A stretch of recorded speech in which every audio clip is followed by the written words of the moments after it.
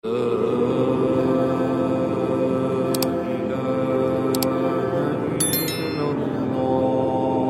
loh ya, kelakuan orang itu nggak bisa dihindari semua orang. Kalau ada orang Jawa itu ikut PKI, kan tidak semua orang Jawa itu PKI. Jadi saya ini tidak mau ini menjadi satu klan. Jadi ada orang melarang banser ya dia. Ada orang seperti Nur Sugi, kan dia tidak boleh mewakili orang Jawa. Ada orang NU seperti Kiai Benu yang kemarin telepon Tuhan. Apakah itu NU terus NU adalah menelpon Tuhan? Nggak bisa begitu Pak. Ya, jadi ini orang ke orang harus dibedakan. Kalau Anda mau concern pada kajian nasab, ya Anda berfokus pada kajian nasab. Kalau Anda mau mengatakan ini soal NU, ya orang bicara tentang NU dan Anda sebagai apa? Ini sekarang kita ini kan maunya diadu-adu NU supaya begini, ini sudah begitu. Kalau NU ini merasa ini meresahkan, Ketua Umum PBNU lebih ngerti apa yang harus dilakukan, gitu loh. Nggak harus kita provokasi orang-orang, kayaknya kita harus perang, bikin laskar, apa-apaan ini. Kalau Anda mau ngomong nasab aja, concern di situ. Bikin tulisan, bikin kajian yang tepat, landasan teori yang benar, kemudian lakukan studinya dengan triangle data, ada studi lapangannya, ada wawancaranya. Itu Anda benar sebagai peneliti.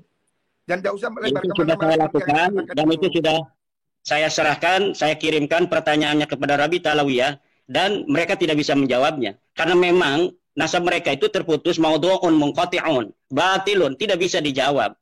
Dan kalau misalnya ada sebuah narasi dari Pak Fahrur di Tempo tadi saya baca, harus dihentikan ini pembahasan nasab. Yang harus dihentikan adalah pengakuan Ba'alawi sebagai turunan Nabi yang tidak terverifikasi, yang harus dihentikan. Karena secara kajian nasab dia terputus, secara kajian DNA dia bukan bangsa Arab Acan, dia bukan keturunan Bani Quraisy, dia bukan keturunan Bani Hashim, dia bukan keturunan Ba'alawi, dia bukan keturunan Nabi Muhammad. Ini yang harus dihentikan, pengakuan sepihak sebagai keturunan daripada Nabi besar Muhammad SAW. Allahumma sholli alaih. Jadi itu pendapat Anda, saudara. Bukan pendapat saya, ini pendapat pakar DNA. Ini pendapat pakar DNA. Semua begitu, saudara. Ini bisa untuk diuji siapa yang berani untuk berdiskusi, berdialog, seorang pakar DNA dari Ba'alawi untuk mematahkan narasi dan kesimpulan Pak Dr. Sugeng. Tidak ada. Karena kesimpulan semacam itu kesimpulan yang sangat presisi, dan itu pun tidak satu-satunya dari Indonesia yang berpendapat. Dr. As-Su'aibi itu berpendapat yang sama seperti Dr. Sugeng. Umar Az-Zaid juga berpendapat yang sama tentang tes DNA. Dan ini saya kira sudah waktunya PBNU atau MUI untuk mengeluarkan sebuah maklumat bahwa memang Ba'alawi ini bukanlah keturunan baginda Nabi besar Muhammad SAW. Karena apa? Aksesnya ini hanya ke warga NU. Kenapa kita ini setiap tulisan, saya minta admin untuk kemudian menampilkan tulisan saya di RMI, karena RMI itu Rabita Mahid Islamiyah, persatuan, ikatan pondok-pondok pesantren. Yang didawir-dawir oleh para kabib-kabib oknum itu adalah para kiai pesantren. Dimintain uang 5 juta, 10 juta, 20 juta, bahkan ada yang 100 juta, itu kalangan pondok pesantren. Jadi ada kaitan. Kenapa tulisan-tulisan saya tentang bahwa nasab Ba'alawi ini batal, itu ditaruh di Rabita Mahid Islamiyah. Mereka para kiai-kiai berterima kasih. Semenjak isu nasab ini, batalnya mereka itu diketahui publik, mereka tidak lagi datang para kiai untuk minta-minta uang. Itu diantaranya Pak Fahrur yang harus diketahui. Baik. Langsung mungkin Pak Fahrur bisa menanggapi bahwa tadi kan persoalan nasab itu terputus itu kan. Silakan Agus. Ya, jadi gini, nasab terputus itu menurut Pak Imad, kan sudah saya katakan bahwa Anda harus menyediakan ruang untuk berbeda pendapat. Ya, Anda boleh mengatakan begitu. Saya juga nggak ngelarang. Tapi faktanya di dunia ini hanya Anda. Saya ini Pak sudah ikut beberapa forum internasional. Saya sudah ketemu mereka. Dan mereka semua mengakui nasab itu. Orang yang saya temui. Mereka ini apakah mereka punya otoritas di dalam masalah nasab? Ini yang harus kita jangan terlalu merasa rendah diri di hadapan bangsa-bangsa luar. Kalaulah harus seorang putra Indonesia yang menemukan batalnya nasab Ba'alawi, kenapa kita harus merasa rendah diri sebagai bangsa Indonesia yang besar? Kenapa harus orang Arab saja yang mengetahui sesuatu tentang hukum-hukum agama? Yang jelas itu dalilnya yang perlu diuji. Saya sudah kirim surat pada Syekh Mahdi Rajai dari Iran. Katanya dia pakar nasab. Katanya dia memberikan surat pengesahan pada Ba'alawi. Saya tantang Mahdi Rajai atau siapapun yang berpendapat yang sama dengan Mahdi Rajai bahwa nasab Ba'alawi ini sahih. Saya tantang untuk berdiskusi dan membawa dalil-dalil kesahihan itu. Saya yakin mereka tidak akan bisa untuk membawakannya. Iya, cukup. Itu kan menurut Anda. Kasih kesempatan Gus Fahrur mungkin secara gamblang. Gus, ya, jadi gini loh Pak, kita ini bukan satu-satunya orang yang paling hebat di dunia Pak. Mohon maaf. Orang itu berilmu itu juga ada sanadnya, ada gurunya ya. Saya itu nggak tahu Pak Imad itu belajar nasab di mana, kok tiba-tiba merasa dirinya ahli nasab. Jadi saya juga nggak paham. Kalau Pak Kures itu ahli tafsir karena dia memang doktor tafsir. Gus Baha itu ahli fikih karena dia alumni Sarang yang memang spesialis fikih. Jadi kita ini mesti tahu diri lah Pak. Jangan kemudian seakan orang sak dunia bodoh, saya pintar sendiri. Ini yang harus dijauhi ya. Bahwa Anda berpendapat begitu saya tidak menafikan Pak. Tapi saya ingin katakan pada Anda bahwa Anda tidak sendirian di dunia ini.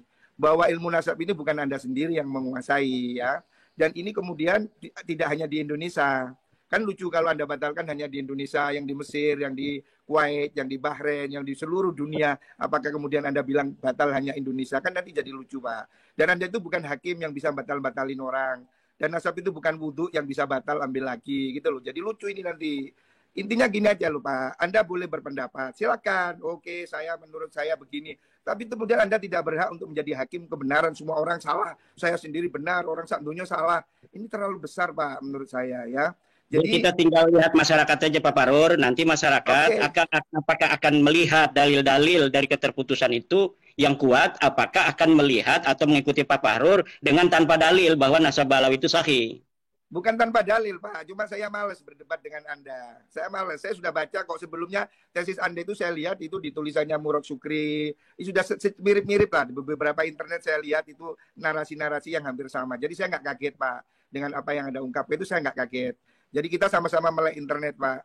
Jadi saya ya kalau begitu tinggal dipatahkan saja, tinggal dipatahkan. Kalau memang Pak Fahrur punya dalil, silakan. Mana dalilnya yang menyatakan bahwa Ubaidillah sebagai anak Ahmad? Mana dalilnya bahwa Ahmad bin Isa itu dia pindah ke hijrah ke Yaman? Mana dalilnya bahwa Ahmad bin Isa pernah ada di Basrah? Mana dalilnya bahwa Ahmad bin Isa punya anak namanya Ubaid, kemudian Ubaid punya anak namanya Alwi, Alwi punya saudara namanya Jadid? Tidak ada Pak Fahrur. Itu menurut Anda, Pak. Sekali lagi ingin saya kalau misalnya Pak Fahrur ada, silakan. Saat ini dan pendapat itu.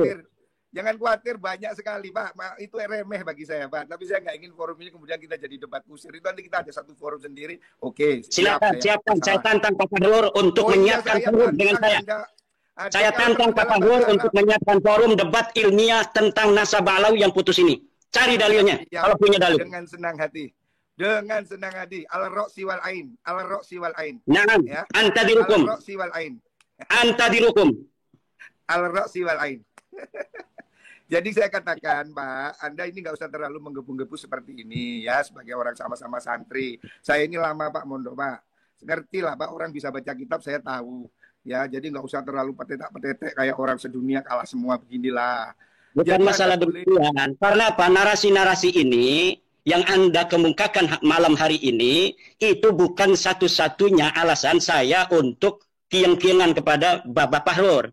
Banyak narasi-narasi yang telah Bapak Fahrur kembangkan di luar ketika saya tidak ada, yang kemudian membuat saya ingin sekali untuk berdebat dengan Pak Fahrur. Oh boleh, boleh.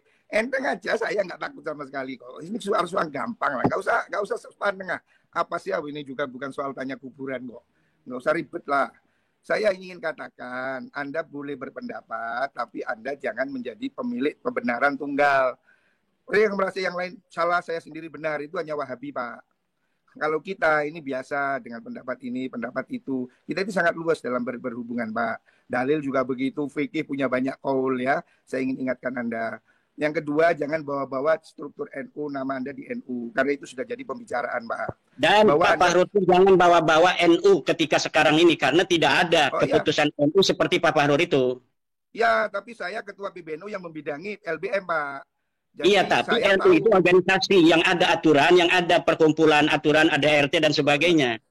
Iya, betul. Makanya itu Anda... Keputusan PBNU itu ada di Muktamar, ada di Kongres, ada di Munas Alim Ulama, ada di Basul Mutakhir. Biar satu-satu mungkin berbicara ini. Silakan. Sebentar lagi kita bikin closing statement. Gus Fahrur masih bisa tersambung? Ya, silakan Gus Fahrur. Hilang lagi saya ketemu. Ya, jadi begini Pak closing statement saya, bahwasanya kalau Pak Imad itu hanya berhenti pada pemikiran bahwa dia menunjukkan suatu penelitian, itu tidak ada masalah ya. Bahwasanya banyak sekali habaib yang saya kenal itu bukan yang dawir. Orang itu tergantung dengan apa yang dia pikir, Pak. Kalau orang itu baik, ya ketemu dengan yang baik. Saya ini ketemu dengan habaib yang jenderal, yang polisi, yang tentara, yang dokter, yang konglomerat. Pak Imad ketemu dengan yang dawir. Ya saya nggak tahu ini kenapa sama-sama Habib saya kenal yang jenderal, Anda kenal yang dawir, ya. Ya, makanya sekali-kali turun ke bawah supaya tahu, tanya itu sama ketua ranting NU, PAR, tanya kepada MWC apa yang terjadi, kenapa Wonogiri sampai tidak mau acara NU diisi oleh para habaib, harus ditanya kenapa Boyolali, kenapa Garut, kenapa itu di Seragen tidak mau ada habaib, ini yang harus ditanya oleh Pak Fahrur. Iya. Jangan kita berdiri di Menara Gading. Iya, tahu. Saya ini, Pak, mulai NU ini sebelum Anda jadi pengurus NU, saya sudah pengurus NU, Pak. 29 tahun saya jadi pengurus NU, Pak, mulai dari bawah. Ya. Jadi jangan ceramai saya tentang NU, sudah cukup. Intinya saya ingin mengatakan bahwa hentikan narasi kebencian di ruang publik. Bahwa penelitian itu dihormati, hak orang untuk menegasi atau mengafirmasi. Tetapi tidak boleh dia menebarkan kebencian pada suatu kelompok tertentu. Ya, dan jangan bawa NU untuk berkonflik, bahwa NU tidak pada posisi untuk mengikuti apa yang Anda ributkan dalam masalah ini. Mohon maaf, Pak, ya, mohon maaf sekali lagi terpaksa saya katakan, rekomendasi rapat di BBN itu ingin Anda diberhentikan. Saya siap. Mohon maaf, ini terpaksa saya ngomong, makanya saya akan bilang. Saya tetap akan jadi NU walaupun tanpa ada jabatan. Makanya, Pak, kita ini yang baik-baik lah. Silakan Anda itu berbicara dengan kapasitas Anda, tapi jangan bawa NU ke ruang konflik supaya kita sama-sama nyaman, ya. Dan bahwa Anda tidak yakin itu tidak apa-apa, Pak. Saya juga tidak ingin mempengaruhi Anda dan Anda tidak mungkin bisa mempengaruhi saya, ya. Itu soal keyakinan masing-masing, ya. Tetapi yang ingin saya katakan bahwa publik ini, Pak, jangan terus diadu domba dengan narasi-narasi yang membuat orang marah. Udahlah, Pak, rakyat ini sudah susah cari makan, susah cari kerja, jangan ditambahi dengan ingin bertengkar, ya. Ini yang ingin saya katakan, ya. Saya menghormati hak Anda untuk berbicara dengan penelitian. Oh, itu tidak ada masalah, kami tidak heran, ya. Silahkan. Ya, mungkin closing statement Kiai Imad, silakan Kiai. Ya, terima kasih. Ya, malam ini saya berbahagia bisa langsung untuk bertemu dengan Pak Fahrur. Terima kasih Kang Mas Yusuf. Intinya bahwa kita mengkaji nasab Balawi bukan karena kebencian, tetapi ingin menasehati dari Balawi, oknum-oknumnya yang mencederai kebangsaan. Bahkan Negara Kesatuan Republik Indonesia dibuat susah 2016, 2019 oleh narasi-narasi anti pemerintah yang dikembangkan oleh oknum-oknum Balawi. Kita ingin menasehati, kalaulah mereka berbuat demikian karena nasab mereka itu putus, nasab mereka itu batil, nasab mereka itu maudhu. Kita berbangsa bertanah air di Indonesia ini bersama-sama. Mari kita bangun Negara Kesatuan Republik Indonesia ini. Tidak boleh ada lagi satu suku lebih merasa lebih tinggi atau lebih mulia dari suku lainnya. Kita bangsa Indonesia 1945, kita merdeka dengan senang hati. Orang-orang yang bukan keturunan bangsa Indonesia, kita terima sebagai warga negara Indonesia. Mari kita sama-sama bangun Negara Kesatuan Republik Indonesia ini. Dan warga NU sebagai mayoritas Islam yang ada di Indonesia mengaku dirinya sebagai NU tidak boleh menjadi objek bagi orang-orang yang mengaku sebagai keturunan Nabi, kemudian mengeksploitasi pengakuan itu untuk memperbudak umat Islam, terutama warga Nahdlatul Ulama, warga daripada organisasi yang dibentuk, didirikan oleh para ulama, para kiai, penerus perjuangan Wali Songo. Demikian. Assalamualaikum warahmatullahi wabarakatuh. Baik. Pemirsa pada Suara TV, ini luar biasa, ini baru pertama untuk Gus Fahrur berdiskusi dengan Kiai Imad. Mudah-mudahan ini bisa nanti ada konklusi, kemudian juga ada diskusi yang lebih lanjut, yang lebih mencerahkan itu. Ya, gimana Gus? Terima kasih. Ya, saya pikir ini perlu ada ngopi bersama ini, Gus Fahrur dengan Kiai Imad ini. Terima kasih. Ya, terima kasih Gus Fahrur telah meluangkan waktu. Kiai Imad juga sama. Mudah-mudahan ini menjadi sebuah